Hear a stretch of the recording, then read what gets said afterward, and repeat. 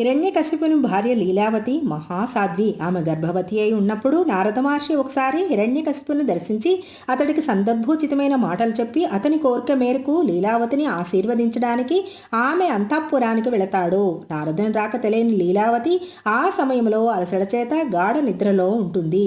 నారదుడు ఆమెను సమీపించి అమ్మా అని పిలుస్తాడు.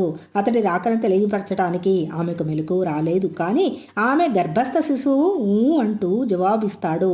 నారదుడు ఆశ్చర్యకు ముందు విస్తుపోయినా తేరుకొని అది శ్రీమన్నారాయణుని లీలగా భావించి లీలావతి గర్భస్థ శిశువుకు వినిపించేలా ఓం నమో నారాయణాయ అంటూ అష్టాక్షరి మహామంత్రాన్ని ఉపదేశిస్తాడు.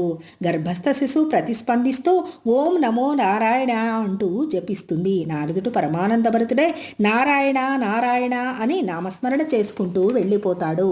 ఈ విశేషం గర్భవతి అయిన లీలావతికి గాని హిరణ్యకశిపుడికి గాని ఏమాత్రం తెలియదు.